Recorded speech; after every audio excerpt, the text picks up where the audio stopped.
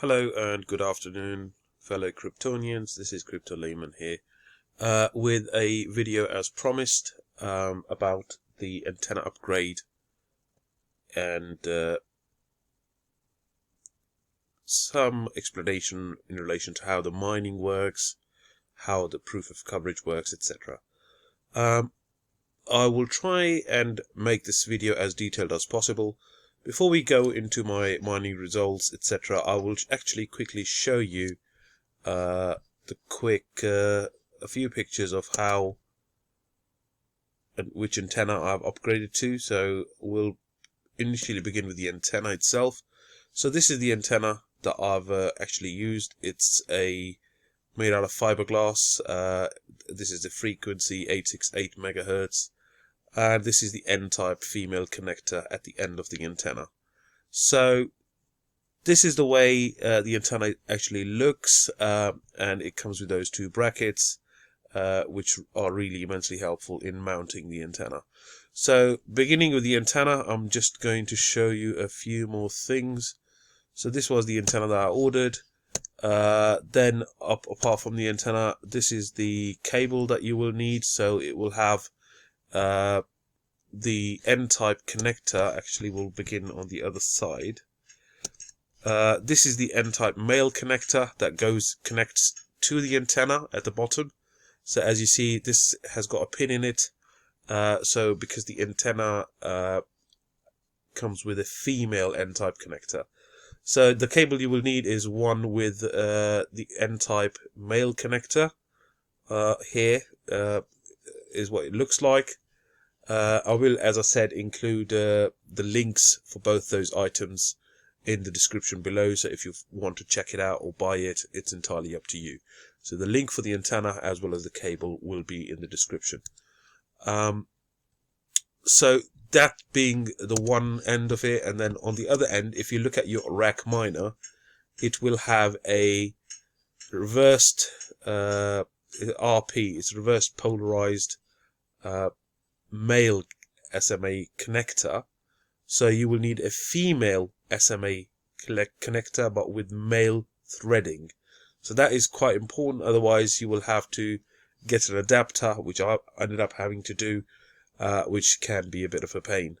So this cable that I've actually provided the link to, it comes completely set up. So all you need to do is once you've installed the antenna in a suitable place, you can just quickly put it up on the where desired location, and then just plug both ends in. One end goes into the antenna and the other one goes into the RAK miner, and you should be good to go.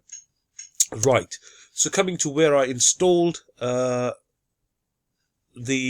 antenna on my location, this is how I had it initially set up. So this was a DIY job, thinking it may give me some results. So this is how I had it set up. And I can confirm that it wasn't the best idea, because obviously, as you can see, signal was being blocked by the wall here on this side, and because the antenna was pretty low, it wasn't on the roof, it ended up being a bit ineffective, if not making things worse than they were actually before. So this was the old location. I then moved the antenna to a new location, which is on the roof. I'm not entirely sure. I haven't got a picture here, but it is now high up on the roof, 6 feet above the roof line on my property, and it is working perfectly fine. So before I actually had the antenna installed on the roof, I took some snapshots. This is the snapshot of my antenna being installed on the old place. So as you can see here, I was mining something around the lines of 5.64 HNT, and the total mining at that time was I believe this was 2 or maybe 3 days ago, was at 53.22 HNT in total. As you can see here, it was at 1300 hours on the 4th of April. So again, this is the witness. I only had one witness. So I was struggling with the challenges because of the poor reception before I actually moved the antenna to the actual roof. And as you can see here, rewards were still there, but I was missing, as I will show you, I was missing out on beacons and signals because they were not being received properly. So just this one more thing. Again, this is how the mining screen actually looks like and how it works. So just to demonstrate now, first of all, the issues that we had been experiencing. This is now a live website, so I'm just going to quickly update it again. In the last 48 hours, we've been experiencing some issues with the API on the Explorer, Helium Explorer site, where all the data is pulled from. So everything was down, so we weren't able to actually see what was going on in terms of results, etc. So I've just refreshed it, so I'm just going to give it a couple of seconds, because it's even though it's up and running again, it's not actually working very quickly. So it is taking a little bit of time to load up. Just as it's loading, just to let you know, even though I've installed my antenna up high, purely because of the demographics of my area where I'm located, I have not been able to add any more witnesses because there aren't any more hotspots within the reach of my antenna. So the witness count itself hasn't increased. However, it has made a huge difference when it comes to mining results, and I will show that to you very, very shortly. So as you can see here, in the last 24 hours, this is including when the API was down, I've been able to mine 7.89 HNT. So from the 4th to the 6th, so on the 4th, as you saw earlier on one of the screenshots, the mining was at 53 HNT, and now it's up at, I've mined so far 68.69 HNT. So it's definitely working. And these are actually the results. So the way it works is, if your antenna actually periodically, your antenna or your miner will take part in what's called proof of coverage challenges, and whenever it issues a challenge randomly, the challenge is received by somebody else, and whoever accepts the challenge and basically confirms that they are covering an area, they will then receive a reward for a mining reward. So how it works briefly. So this is a challenge that I've issued to somebody, and I don't actually get any further details unless I click on it, which I don't want to do really, because it will just come up with a load of keys and stuff. So it's information that I don't necessarily understand as a layman. So if you look at here, so this is a challenge that I issued somewhere. I'm not entirely sure where it went. Then this is a challenge that I actually received, so from somebody in Canada. So I received this challenge, and I had witnessed a challenge previously from a miner located nearby, and those two transactions made up the reward that I received here, which was 1.22 HNT. This was 1.15 HNT for witnessing a challenge, and 0.06 for being witnessed. I then issued whenever you are challenged, you have to issue a beacon.